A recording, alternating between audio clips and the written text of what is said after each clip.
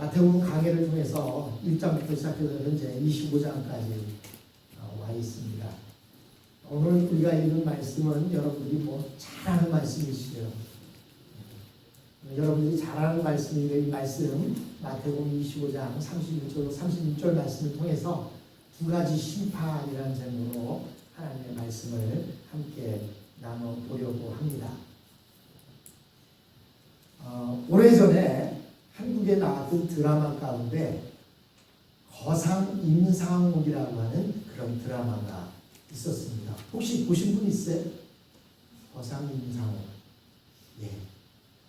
최인호 작가가 쓴 소설책, 즉 조선시대의 상인이었던 임상옥에 대한 일대기를 소설로 썼고, 그 소설을 드라마화해서 내보냈던 그 드라마가 있는데, 권사님 한 장 넘겨봐 주시겠습니까? 예. 여기 보면 조선시대의 거상 임상옥, 거자는 클 거자입니다. 큰 상인, 조선시대의 최고의 상인이라고 하는 이 임상옥의 일화 가운데 이런 일화가 있습니다. 임상옥이 장사를 하기 위해서 한양성에 들어가려면 숭례문, 옛날에는 남대문이라고 했죠.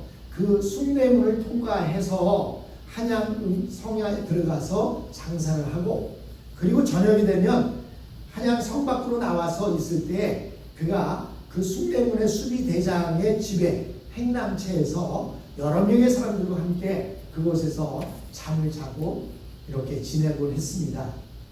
근데 하루는 그 수비대장이 행랑채에 머물고 있는 그 사람들에게 와서 인사를 하면서 하는 얘기가, 내가 매일 숭례문을 지키고 있는데 그 숭례문에 하루에 수많은 사람들이 드나들고 있는데, 이곳에 있는 여러분들 내일 하루 동안에 몇 명의 사람이 그 숭례문을 통해서 드나드는지 정확하게 맞히는 사람에게는 내가 내일 저녁 큰 상을 주겠소 라고 이야기를 했습니다. 그래서 그 다음날 많은 사람들이 장사를 하지 않고 문 앞에 서서 몇 명이 지나가는지 수를 세는 사람도 있었고, 이렇게 해서 하루가 지났습니다. 그리고 그날 저녁에 그 수비대장이 다시 행랑차로 찾아와서 이야기를 합니다. 내가 어제 여러분들에게 내가 지키고 있는 저 숭례문으로 오늘 하루 동안 몇 명이 지나갔는지 알려주는 사람, 정확하게 아는 사람에게는 상을 준다고 했는데 몇 명이 드나들었는지 아시오? 라고 이렇게 물었습니다. 그랬더니 어떤 사람은 이렇게 이야기하고 어떤 사람은 저렇게 얘기하는데, 이 임상옥이라는 청년이 하는 얘기가, 숭례문을 통해서 드나든 사람은 오직 두 사람뿐입니다. 두 사람이라니? 어떤 두 사람이요? 그랬더니 그 두 사람의 이름은 한 사람은 해시고 한 사람은 이씨입니다 라고 이렇게 이야기를 합니다. 많은 사람들이 의아해합니다. 하루 동안 수많은 사람들이 그 문을 통해서 드나들었는데 겨우 두 사람뿐이라니, 그래 해씨와 이씨가 도대체 누구요? 그랬더니 하는 얘기가, 그 문을 통해 드나든 사람은 수비대장에게 해를 끼치는 해시성을 가진 사람과 이익을 주는 이시성을 가진 사람, 오직 두 사람뿐입니다 라고 이렇게 말을 했습니다. 그러자 이 수비대장이 무릎을 탁 치면서 하는 얘기가, 당신이 내가 원하는 대답을 했소 라고 이야기를 했다고 합니다. 세상은 이렇게 사람을 두 종류로 나눕니다. 나에게 해로움을 끼치는 사람, 나에게 이익을 주는 사람으로 이렇게 두 종류로 분류합니다. 성경에서는요, 사람을 마찬가지로 두 종류로 분류합니다. 어떻게 분류합니까? 하나님의 말씀에 순종하는 사람, 하나님의 말씀에 거역하는 사람, 이렇게 두 종류로 나눕니다. 그래서 성경에는 창세기서부터 시작해서 요한계시록까지 수많은 인물들이 나오지만 그 수많은 인물들을 딱 두 종류로 나눌 수가 있는 거예요. 한 종류는 뭐라고요? 하나님의 말씀에 순종해서 복을 받는 사람. 또 한 종류는 하나님의 말씀에 거역해서 저주를 받는 사람. 이렇게 두 종류로 나뉘어지고 있습니다. 사람들에게는 여러 가지 다양한 기질이 있어요. 그래서 다양한 기질을 가지고 살아갑니다. 그런데 오늘 본문에서는 그 사람들의 기질에 대해서, 그리고 사람들의 성격에 대해서, 그리고 사람들의 종류에 대해서 말할 때에 목자가 치는 양과 염소를 통해서 분류하고 있는 것을 봅니다. 그래서 목자에게 양과 염소가 있다. 그 중에 한 종류는 양이고 한 종류는 염소라고 이렇게 말하고 있습니다. 여러분, 이스라엘은 목자들이 양을 치는데요, 이스라엘 땅이 비옥하지 못하다 보니까 풀을 먹이기 위해서 이동을 하면서 양을 칩니다. 근데 사실 우리 한국에서는 양이라는 게 없었어요. 그래서 양이 어떻게 생겼는지, 양의 성격이 어쩐지 잘 모릅니다. 근데 한국에서 염소는 많이 키웠어요. 근데 그 염소는 어떻습니까? 성격이 한마디로 말해서 지랄 같습니다. 얼마나 이 성격이 지랄 같은지, 꼬마들이나 조금 자기에게 조금 해를 끼치는 것 같으면 그 있는 뿔로 그냥 들여받으려고 달려듭니다. 한 번은 저희 집에서 염소를 키웠는데, 그 염소를 풀을 먹이기 위해서 끌고 가서 풀만 먹이면 되지만, 사실 어린 나이에 염소 풀 먹이느라고 염소 붙잡고 있겠습니까? 그래서 염소를 그 풀밭에다가 말뚝을 막아갖고 거기다가 끈으로 묶어놓고 그리고 친구들하고 놀았습니다. 한참을 놀다가 집에 돌아갈 때가 돼서 염소를 풀으러 가보니까 염소가 희한한 모습을 하고 있는 거예요. 뭐냐면 이 염소가 말뚝이 막혀 있으니까 화가 나니까 계속 말뚝 귀를 빙빙 도는 거예요. 그러다 보니까 어떻게 해요? 저는 풀을 자유롭게 뜯어먹게 하기 위해서 줄을 길게 매갖고 말뚝에다 박아놨는데, 이놈의 염소가 계속 빙빙 돌다 보니까 말뚝에 줄이 다 감긴 거예요. 나중에 보니까요, 이 염소가 말뚝에 그렇게 매달려서 감는 거예요. 왜 그렇게 하고 있어요? 줄이 완전히 감겨서 끔찍도 못하고 이렇게 벌러덩 누워갖고 그런 모습을 하고 있었습니다. 제가 어린 나이에 보기에는 참 희한하게 보였어요. 근데 저희 아버지가 하는 얘기가, 아까 제가 말씀드린 대로 염소는 성격이 지랄 같아서 한 가지밖에 모른다는 거예요. 그래서 염소는 묶고만 놔두면 안 된다는 거예요. 돌아봐야 된다는 거예요. 그래서 염소는요, 염소를 끌고 갈 때는 한 마리씩 끌고 가야 되고요, 염소가 한번 이렇게 고집을 부리면 앞발을 딱 고추 세우고 있으면요, 아무리 끌어당겨도 딸려오질 않습니다. 그래서 잘 구슬러서 끌고 가야 돼요. 그래서 이렇게 염소에 대한 것들은 한국 사람들은 잘 알아요. 근데 양에 대해서는 사실 잘 모릅니다. 저도 성경을 통해서 양에 대한 이야기를 어릴 때 보았지만, 양이 양인가 보다 뭐 이렇게만 생각했죠. 나중에 이제 뭐 양을 통해서 털을 얻기도 하고, 양의 성격은 온순하고 양들은 모여있기를 좋아한다, 뭐 이런 이야기들을 듣게 됐습니다. 이스라엘에서는 양을 키울 때 양만을 데리고 다니는 게 아니에요. 거기에 염소들이 섞여 있어요. 영국에서는요, 양을 치거나 할 때에는 무엇이 필요하냐면 개가 필요합니다.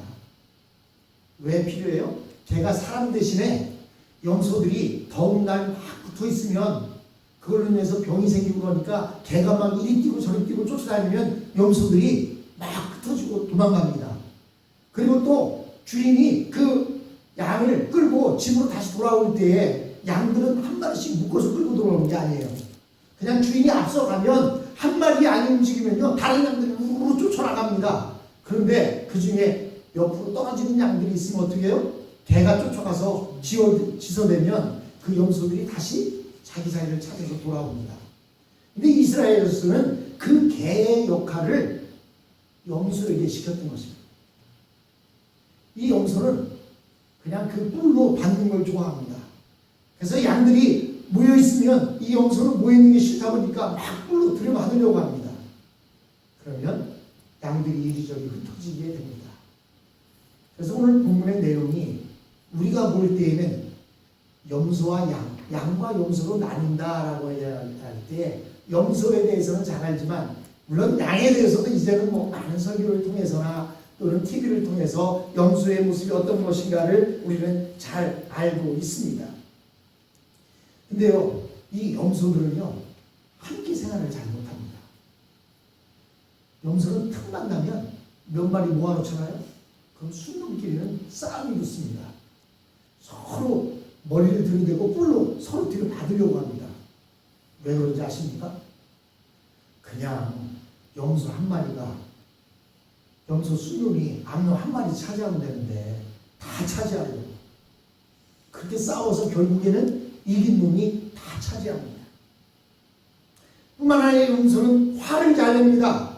그래서 아까 말씀드린 대로 어린아이들이 주위에 와서 놀면 막 달려들어서 받으려고 하고 또 염소에게 바치는 아이들도 생겨납니다.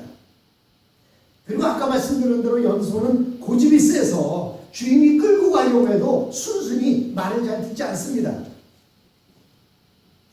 그래서 염소를 끌고 가려면 한 마리씩 줄로 묶어서 살살 달래서 끌고 가야만 합니다. 그러나 양들은 목자의 음성을 알기 때문에 목자가 소리를 내면 양들은 모두가 잘 따라오는 것입니다. 오늘 본문을 통해서 예수님은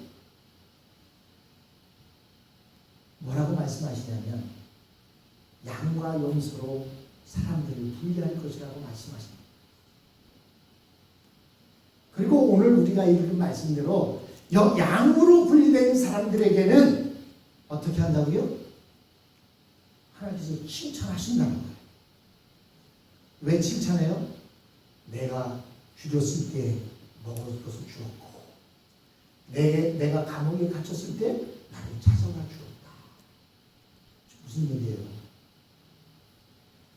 여러분, 양으로 칭찬받기 위해서는 어떻게 해야 된다는 거예요? 이웃을 돌아볼 수 있어야 된다. 나 하나 예수 믿고 구원받았다고 해서 양으로 분리되어진다는 게 아니에요. 그것은 가장 기본 중에 기본입니다. 내가 예수를 믿는다는 것. 그것은 천국을 가기 위한 비행기 티켓만을 가지고 있는 거예요. 그렇다면 천국에 가서 어떻게 하나님께 칭찬을 듣고 복받은 자의 모습으로 살아갈 것이냐? 그것은 양과 같아야 된다. 오른쪽으로 분리된 양과 같이 내가 줄였을 때 먹을 것을 줘. 주님, 언제 주님이 줄였을 때 내가 주님에게 먹을 걸 주었습니까? 언제 주님이 옥에 갇혔을 때 내가 주님을 찾아가서 격려해 주었습니까? 그때 주님이 뭐라고 말씀하십니까? 이 세상에 있는 다른 사람들에게 한 것이 바로 나에게 한 것이다 라고 이렇게 말씀하십니다. 사실 오늘 본문을 통해서 우리는 알아야 할 것은 우리가 하나님 앞에 갔을 때 우리에게는 두 가지 심판이 있다는 것을 알아야 합니다.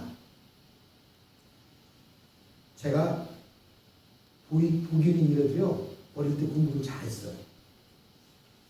믿거나 말거나 하지만. 그런데요, 저는 시험 볼 때가 너무 좋았어요. 왜냐하면요, 저희 어머니가 시험이 끝나고 나서 우등상을 받으면, 그때는요, 시험만 끝나면 상장을 하나씩 줬거든요. 우등상을 받으면 우등상을 탔다고 그날은 중국집에서 짜장면을 먹는다. 우동을 먹는다. 우등상, 우동 비슷하잖아요. 근데 뭐 어린 우리는 우동보다는 짜장을 더 좋아했으니까 짜장면을 먹는 날이었어요. 그래서 저는 시험 보는 게 너무 좋았어요. 근데 솔직히 이 자리에 앉으신 분 중에서 시험 보는 게 가장 싫었던 사람도 있잖아요. 그렇죠? 두 가지 시험이라는 게, 심판이라는 게 그런 겁니다. 심판이라고 하면 모두가 다 겁납니다. 여러분, 경찰이 찾아와도요, 지은 죄가 없으면 뭐 경찰이 와도 뭐 그렇게 두려울 게 없어요. 그런데 지은 죄가 있는 사람은 어때요? 경찰이 보이기만 해도, 경찰서 앞을 지나만 가도 두렵습니다. 내가 속도를 잘 지키고 지나가면 앞에 경찰차가 보여도 전혀 걱정 없이 운전을 하고 합니다. 근데 과속을 하고 있던 사람은 어때요? 속도를 갑자기 막 줄이고 가면서도 자꾸 쳐다봐요. 왜 쳐다봐요? 혹시나 저 경찰이 내가 속도를 좀 내보는 걸 알고 쫓아오면 어떨까 어쩌나 하고 계속 뒤를 힐끔힐끔 쳐다보고 갑니다. 우리가 마지막 때에 하나님 앞에서 두 가지 심판이 있다는 사실을 우리는 알아야 됩니다. 그 두 가지 심판의 기준이 있어요. 그 기준은 뭐냐면, 하나는 우리가 피조물로서 하나님을 인정하며 살았느냐 살지 않았느냐, 즉 하나님을 전혀 인정하지 않고 교만하게 살았느냐, 그것을 가지고 심판한다는 것입니다. 즉 하나님의 말씀대로 살았느냐 살지 않았느냐를 심판한다고 이야기합니다. 그래서 우리가 예수님을 믿을 때 가장 먼저 깨닫게 되는 것이, 내가 피조물로서 하나님을 인정하지 않고 내 멋대로 산 것에 대해서 회개한 것입니다. 하나님께서는 각 사람에게 그가 한 대로 갚아 주실 것입니다. 참으면서 선한 일을 하면 영광과 존귀와 불멸의 것을 구하는 사람에게 영생을 주시고, 이기심에 사로잡혀서 진리를 거스리고 불의를 따라 사는 사람들에게는 하나님께서는 진노의 대접을 쏟아 놓으실 것입니다. 그러므로 예수 믿고 주님의 뜻대로 살아가는 사람들은 저 심판 때가 제가 시험을 기다리는 것처럼 즐거운 것입니다. 아유, 주님 빨리 오셔야 되는데, 괴로운 이 인생에 주님 빨리 오시면 좋겠습니다 라고 이야기하는 사람은요, 그 사람들은 주님을 인정하며 산 사람들이에요.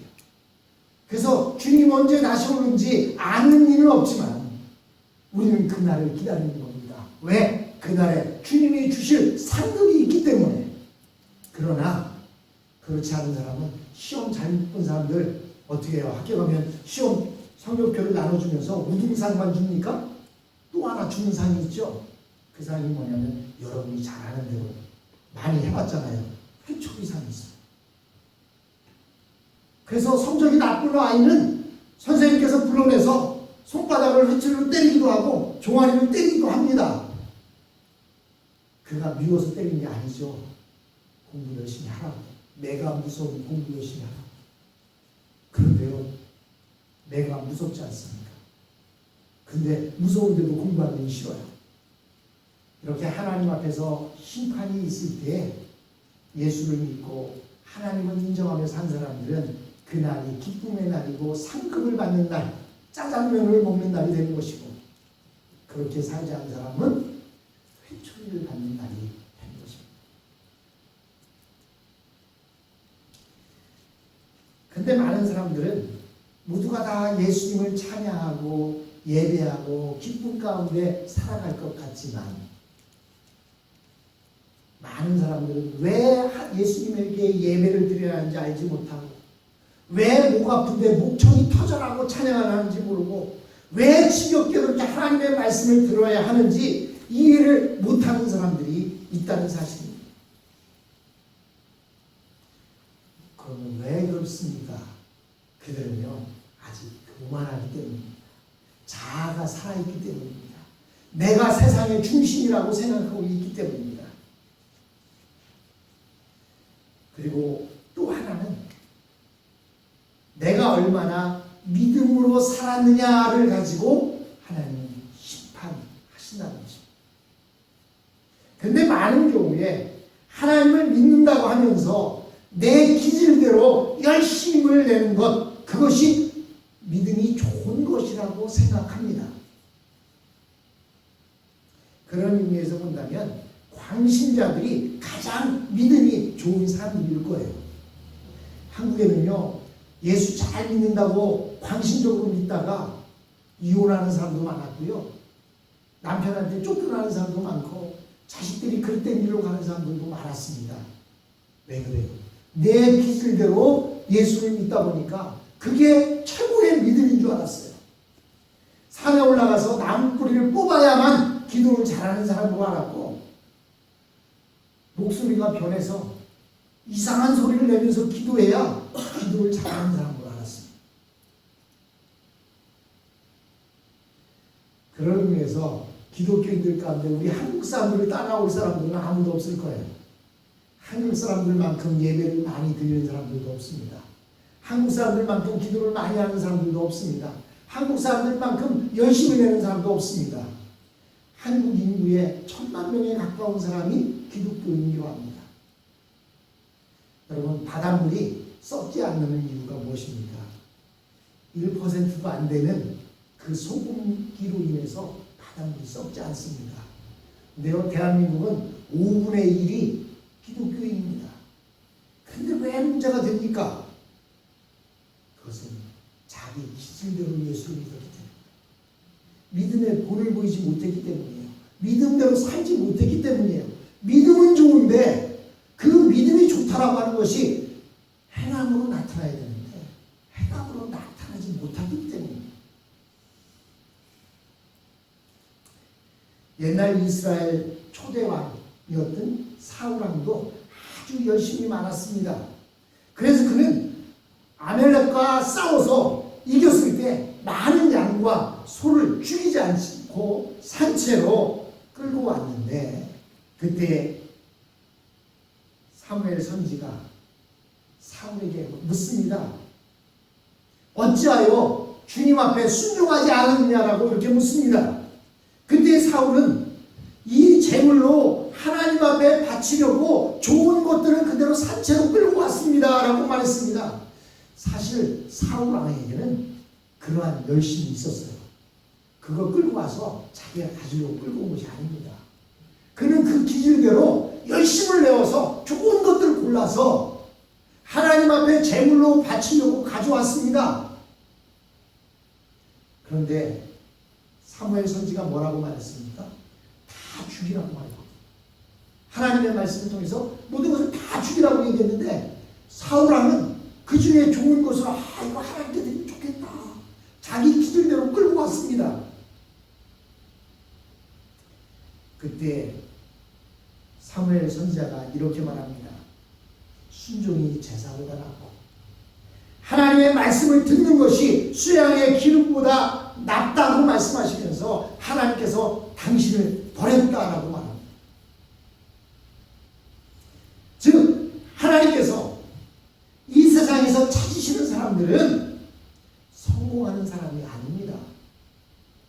하나님이 가장 중요하게 생각하는 것은 하나님의 말씀에 순종해서 사는 사람입니다.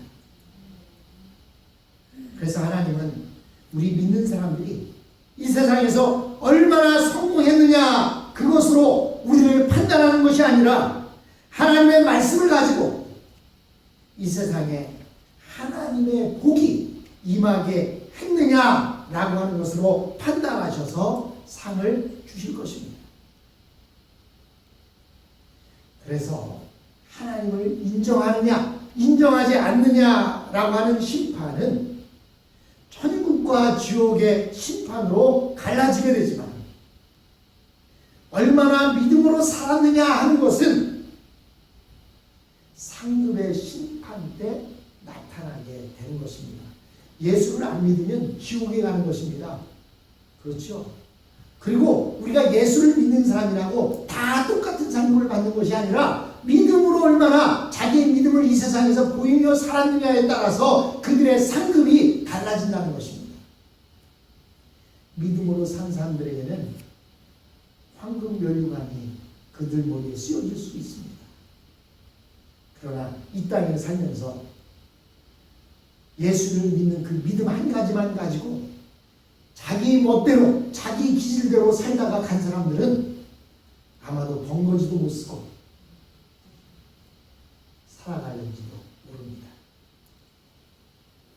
여러분, 우리 한국인들이 예수 믿는 사람이 그렇게 많은데도 불구하고 왜 예수 믿는 사람들이 나쁜 소리를 듣고 안티 크리스찬들이 그렇게 많아지는지 아십니까? 무슨 우리가 믿음이 있다고 하면서도 믿음대로 살지 않았기 때문에. 믿음대로 사는 것이 무엇입니까? 배고픈 사람이 있으면 먹을 것을 나눠주는 것입니다. 헐벗은 사람이 있으면 옷을 나눠 주는 것입니다. 병든 사람이 있으면 찾아가서 위로해 주는 것입니다. 옥에 갇힌 사람이 있으면 찾아가서 위로해 주는 것입니다. 그것이 믿음대로 사는 것입니다. 그런데 지금 우리는 믿음대로 살고 있습니까? 지금 우리가 믿음대로 살고 있지 못하다면 우리는 주님 앞에 가서 책망을 들을 수 있다는 사실. 사랑하는 여러분, 예수님은 하늘나라 저곳에 계신 것이 아닙니다. 예수님은 바로 당신 옆에 계십니다. 옆 사람 보세요. 옆 사람 보세요. 저리 보지 마시고. 그분이 여러분에게 있어서 예수님입니다. 그분이 배고프면 먹여 주십시오. 그분이 병들었으면 그를 찾아가 주십시오. 옥에 갇혀 있으면 가서 위로해 주십시오. 헐벗었으면 당신이 입었던 옷이라도 벗어 주십시오. 예수님이 하늘에 계신다고 생각하니까 내 멋대로 살지.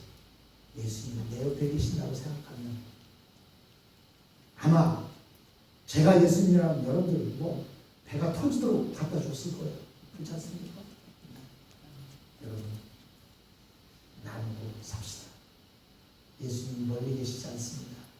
여러분 옆에 있습니다. 옆에 있는 그 예수님 여러분이 찾아가서 격려하고 위로하고 나누는 그런 삶을 살아가는 저와 여러분